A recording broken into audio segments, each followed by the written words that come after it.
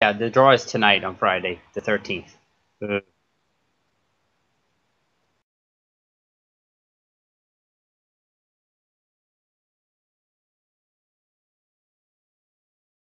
Well, a few years ago, we decided with the Scout of Arizona that it's better if we actually just split up the team and make it more of a fun event. We were competing every year, but it was really no competition for us.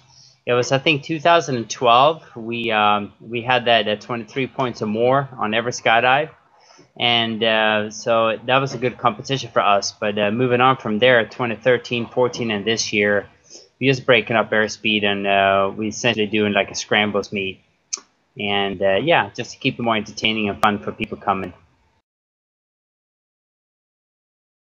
I was a little bit nervous, to be honest, going from inside center to point, because it's a very different slot, and I was very confident and comfortable in my inside center slot. But we did a little bit of tunnel, and it came natural to me. I guess all the point experience I've had from the past, it didn't take very long for it to come back. Thomas was inside center at the time, and I was point, and my peace partner was Douglas Park.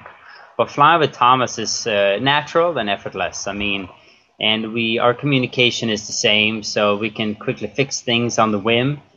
Just how things feel, we can intuitively fix it, or just by some brief communication in the tunnel. So we complement each other really well. We knew that they were not going to skip a beat. I mean, with that team, we totally respect that team, and we value their presence on the competition scene. And it was when we went to Spain to compete, it was more just to kind of jump in the deep end and start swimming, competing, and so on. And we went there more for us than to beat Hayabusa or win the competition.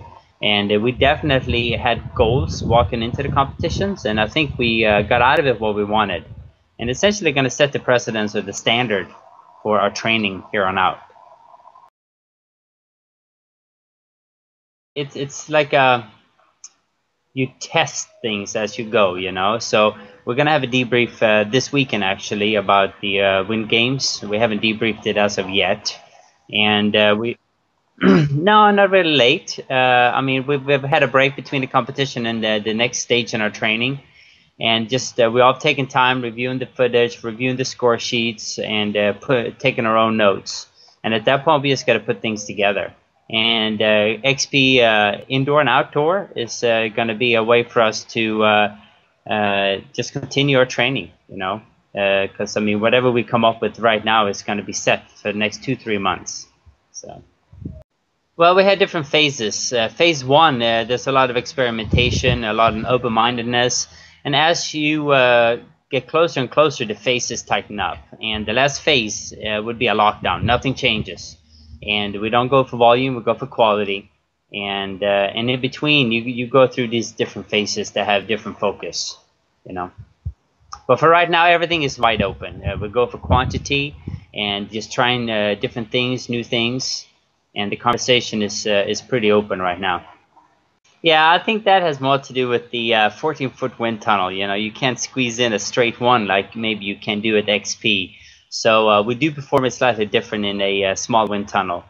But I mean, I don't know. I mean, it's going to be hard to say what we're going to kind of keep and what we're going to let go.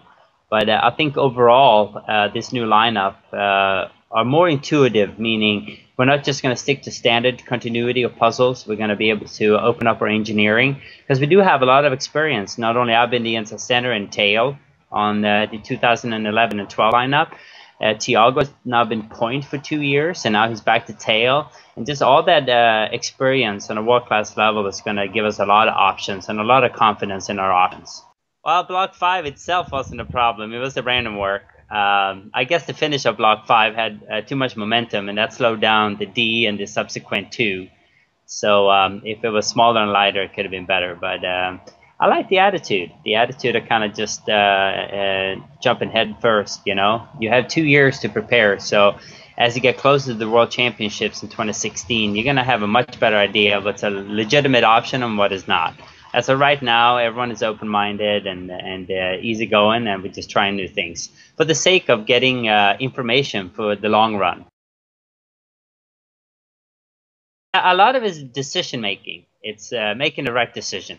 You have a lot of A slot and B slot and different types of engineering, but in the end of the day, you got to be true to the team and how it feels for the team. So, decision making. Something might look better, but are you making a decision to stick to A slots or the standard engineering, or do you stick with the second option, which is not as familiar? So a lot of it is just trusting your instincts when you pick which one you're going to do. Yeah, I mean, I wouldn't give myself too much credit there. The Evolution did what they did, and they earned every bit of it. And Shannon was a huge uh, coach for them, so to speak. I mean, he did a lot.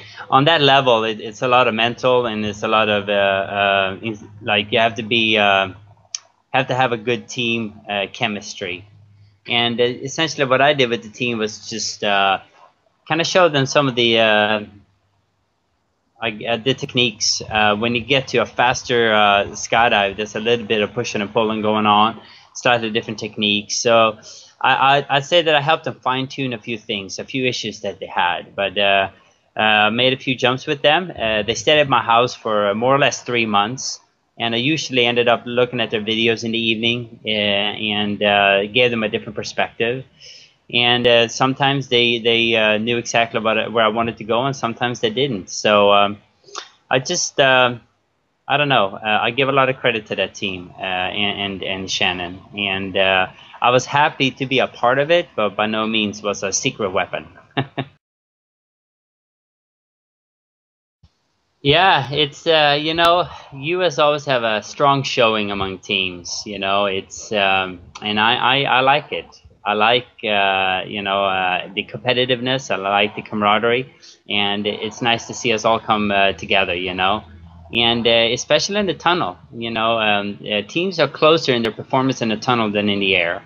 And it's nice. It's great practice for all the top teams in the U.S. I mean, where can you get that? I mean, if you're anywhere in Europe, you're going to have to come to the U.S. to get this type of experience. But every year we get it here in the U.S. And even if nothing else, when you go to a U.S. Nationals, even if it's a distinct first, second, and third place, it's just the magnitude of the event, the amount of people, the publicity, the everything that just conditions you to deal with bigger international competitions when you go to one. First of all, I mean, we have to pick where we go because between training, coaching, competing, the financial aspect, because Airspeed is a private team, so that means money comes in, money goes out, and we just have to pick. We have to balance our budget in the end of the year. And going to Bedford, the quality for airspeed, so to speak, it's just very expensive to fly to Europe for us, and it takes a big chunk out of our training. So we just decided not to go back, and it's nothing against the competition, as much as we feel we can get the same kind of quality here in the XP indoor and outdoor, and then we can also in the end of the year go to the World Air Games versus going to Bedford. So, and that would be a much big competition, a more important competition for us. I literally just got a message from Eliana this morning telling me when the dates are going to be, but she has no involvement in who gets to go or not. But we would like to go, so we're planning on it. So we're gathering whatever information we can, but we have not gotten an official invitation.